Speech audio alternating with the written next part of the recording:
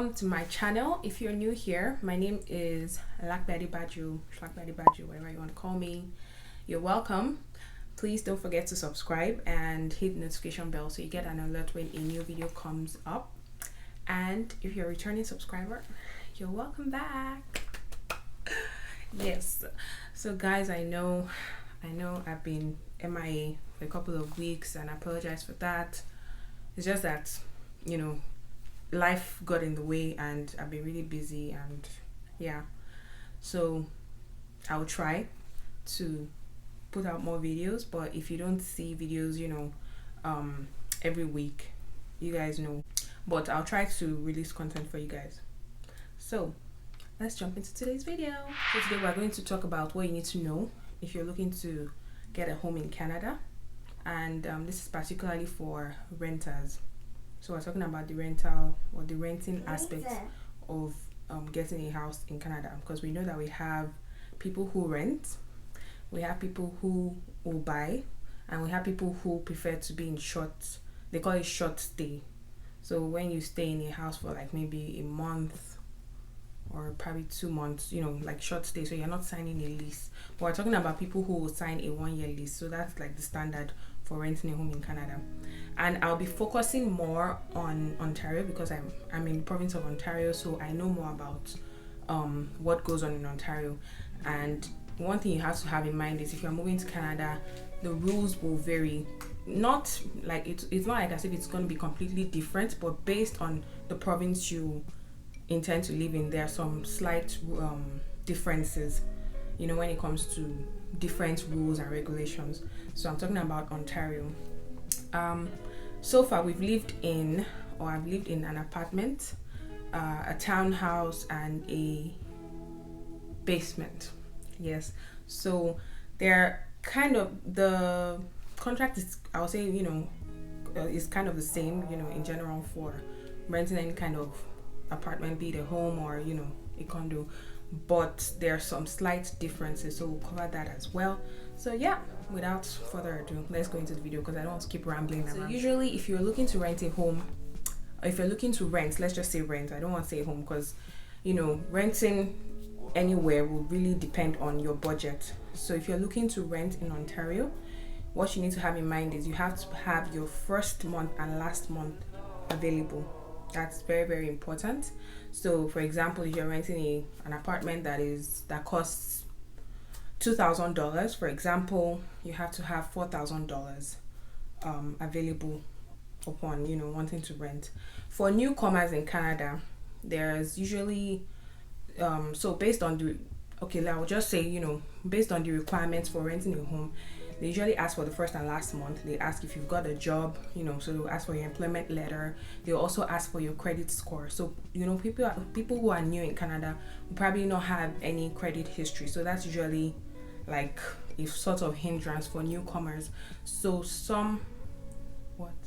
We can ask for 6 months. Yeah, that's what So some renters, this is really based on the discretion of the renter, will ask for maybe 3 months upfront or 6 months upfront, just because you don't have any history. So that's usually like what they will ask for. Some people might even go as far as asking for, give me the entire 1 year amount. I mean, if you can afford it. So it really depends on the discretion of the renter, and some people don't even ask. So it depends on who you come across, but just have that in mind. Just because you don't have any credit history, because it's really, really important in this part of the world for an individual to have a credit history. Guys, please ignore that sound in the background. That's more your thing. So it's really important, to have history and to be in good standing. So it's not just I have a credit score of, for example, 500. Like, that's not good. So it's important to be in good standing, because that's part of what the criteria to get a place to rent, here in Canada. Really, the first month is, of course, the first month of the lease that you're getting into, and the last month is usually applied to the last month of the end of that lease. So for example, if towards the end of the lease you decide that you don't want to live in that unit any longer, you just need to give the renter either 60 days or 30 days notice, which is really, it depends on what is in the contract. So you have to, we'll still talk about that, but you have to look at your contract and see what is there. So you give them enough notice so they are aware, so that they will apply that last month, the amount towards your last month, so you don't have to pay. Some people usually do it in a way that if you tell them maybe like, for example, if your contract says give me 30 days notice, but you weren't able to do that, and you give them, like, for example, maybe 20 days notice, they can prorate the amount and deduct, whatever amount that needs to be deducted, and then refund you. So, for example, if your rent was $2,000 and you will give them is $2,000, and you give your renter or the landlord, you give the person maybe 20 days notice, because it was kind of impromptu, he will prorate that amount and probably refund you based on whatever calculations they do, maybe like $1,000, something like that. And sometimes, depending on where you're renting, like for example, if you're renting a condo, there's usually security deposits, or they call it security deposits or key deposits.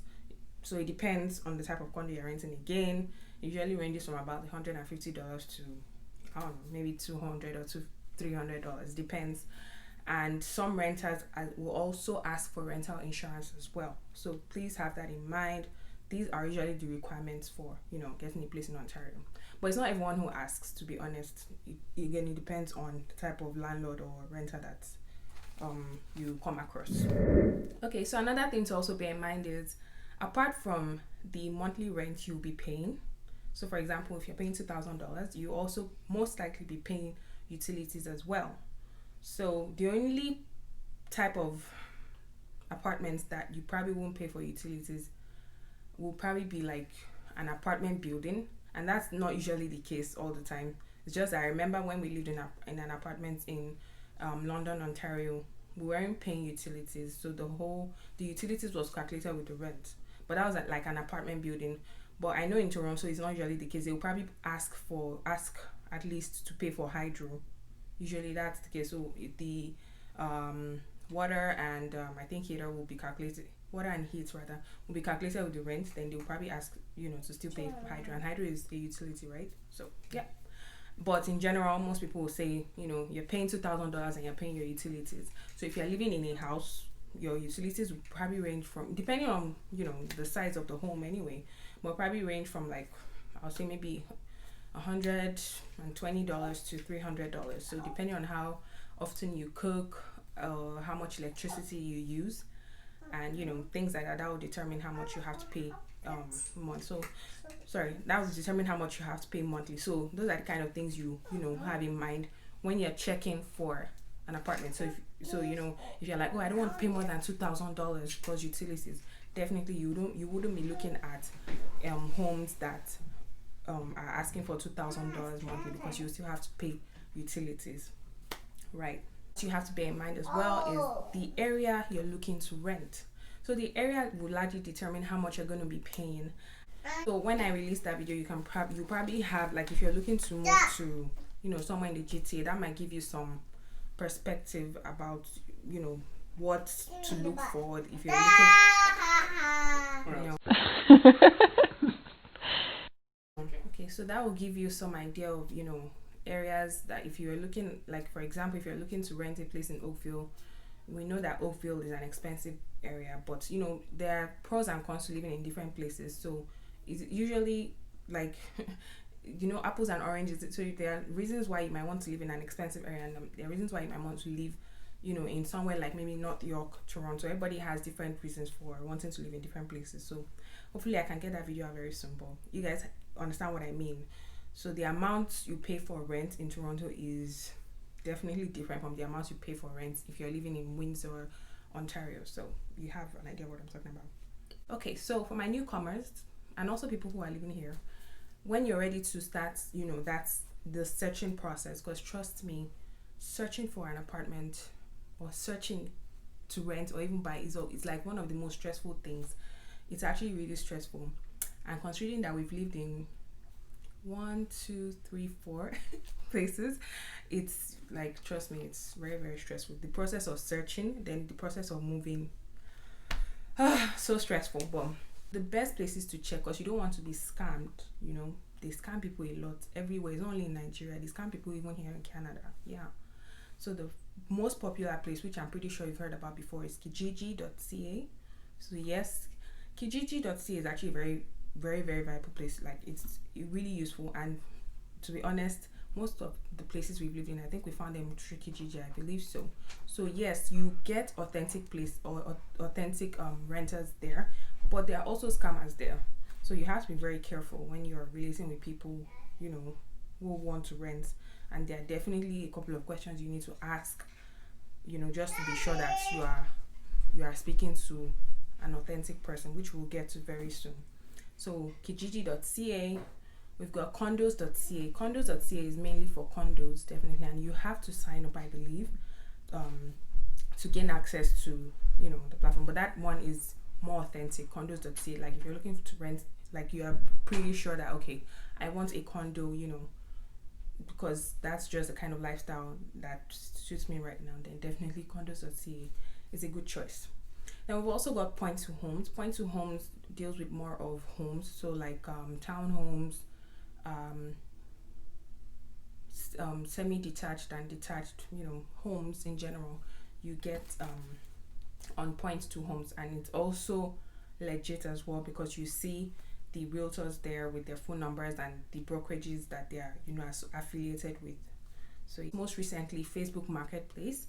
When Facebook Marketplace started, people weren't really sure, because, you know, you're like, because obviously anybody can post an ad on Facebook Marketplace, right? So but now it's becoming more like they've made it more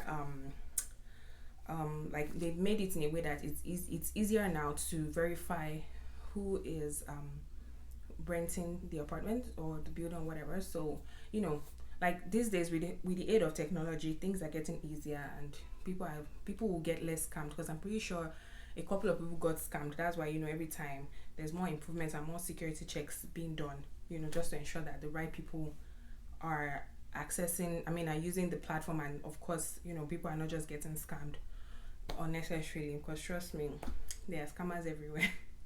Yeah.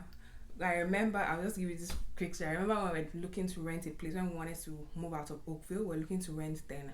And it was kind of impromptu, because the owner of we're living in a townhome then in Oakville. So the owner of that building, or the owner of that unit rather, wanted to sell. So it was kind of impromptu, right? So we didn't have so much time. So I was checking, and my husband was working, so he didn't really have so much time. I was home on maternity leave then, because I just had Moyo then. And I was checking, you know, always checking. And I saw this place. It was in Brampton, I believe, yeah. It was so cheap. I can't remember how much it was. A condo. I can't remember. I think it was about maybe $900. Can you imagine? Ridiculous. $900, and it was fully furnished. And so I was just like, okay, let me just even, you know, catch cruise with this person. Like, okay, I want this place, I'm interested. And the person started telling me things like, oh, it's fine, the place is ready for you. It's fully furnished. All you have to do is, you know, pay your first and last month, and we're good. They didn't ask me anything like, you know, your employment status, like where you're living right now, why do you want to move out. Those are kind of questions, you know, they should ask. But the guy didn't ask, or the person, because I don't know if it's a guy, person didn't ask anything. All the person was interested was, when are you available to, you know, send this money. And he didn't even ask, the person didn't even ask to see me. Yeah, so that was when I realized, okay, I'm actually speaking with this scammer, because all the person was interested was like, oh, you pick up the keys somewhere and you just send me the money. The owner of the apartment is in Germany or somewhere, so I can't see the owner, and I don't need to visit the apartment like physically, that they can send me all the pictures I need. So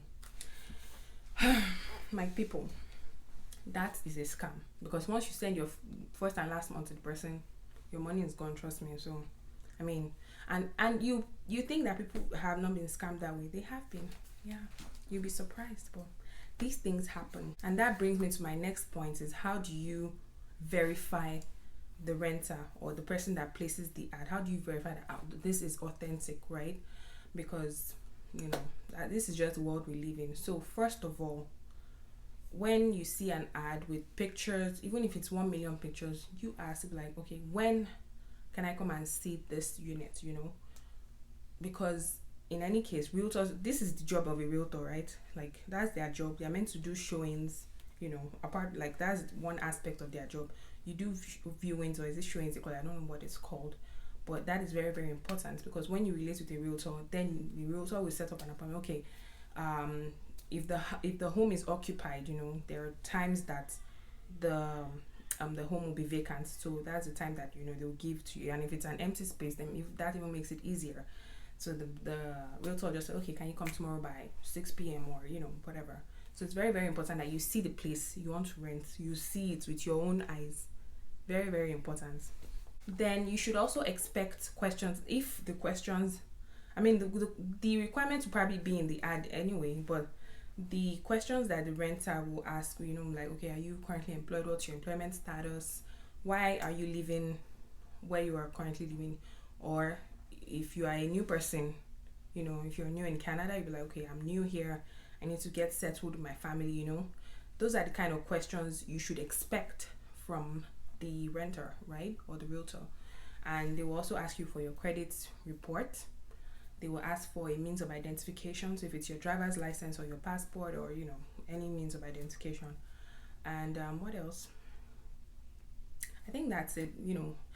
The most important thing, so anyone who wants to rent a home, because I try to see it from their point of view. So like, if I have a home, I want to rent it, I want to be sure that you have a job, and I want to be sure that you can keep paying, right? Like, I don't, because it's one thing to have a job, it's another thing to be able to make continuous payments, right? So which is why they ask for the credit report, because they want to be sure that the load on your credit is not too much. So those are the things, basic things that they ask for. The other people who might ask for extra, those like asking for rental insurance, I mean, some people will ask depending on how new the home is, I guess that's why. And some people will also ask for a key deposit. That hasn't really typically been the case with from our experience, but I know when we lived in Oakville, we paid the key deposit. Usually the key deposit or security deposit is for like repairs in the home that need to be done when you're leaving. So for example, just give an example, like maybe if you misplaced the key, the extra key that was given to you, they will deduct it from that security deposit. Or if you messed up the walls, like maybe if you created holes in the walls from hanging paintings or hanging your television, they will deduct the money from that as well. If they need to repaint, or maybe you didn't leave the house in a clean state, they'll have to employ professional cleaners, to come and clean. So that's the purpose of the security deposit, for, that some landlords usually ask for. So finally, what you have to have in mind, as I said at the beginning of the video, is every province is different. Like I just recently discovered that in British Columbia, they don't ask for the first and last month's rent. They usually ask for the first month, and then they ask for a security deposit, which is half of the first month's rent. So for example, if your rent is 1,800, so they will ask for 1,800 plus half of 1,800, which is 900. So when you put that together, that is 2,700. So you see that it's different. I didn't even know that, but every province is different, and everyone's requirements vary. Ontario, I guess, is the most populated, so I guess the rules are stricter, and some landlords have had bad experience. It's both ways. Some landlords have had bad experiences with renters, while some renters have had bad experiences with landlords. It's really both ways. So it's not like, oh, renters are like the most awful people, but the reason why it's harder, let me just say it's harder to to rent in Ontario is because it's more populated, and those places, those areas that you're eyeing, or those houses that you're eyeing, 1 million other people are eyeing it.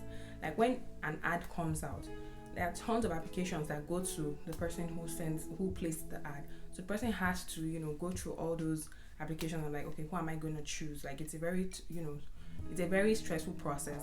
Yeah, and anything that involves money, best believe that it's going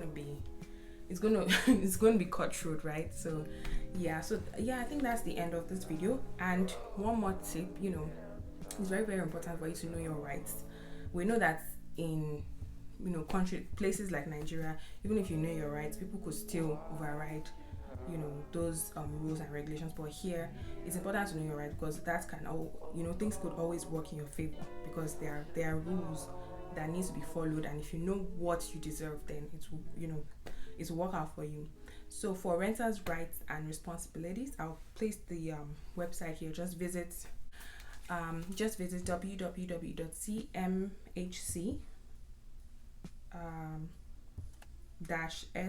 schl.gc.ca. I'll place it somewhere on the screen. But it's very important for you to know your rights, what you deserve, and if you're being cheated, to know the rights, the appropriate authorities to go to. So yeah, I think I've come to the end of today's video.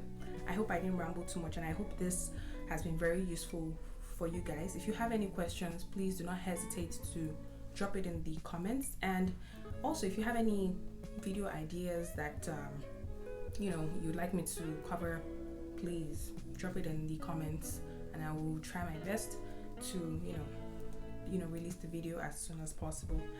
As always, thank you so much for watching my videos, and if you enjoyed this video, don't forget to give it a thumbs up. That really helps me know that you guys are enjoying what I'm doing. And yeah, I will see you in my next video. Bye guys.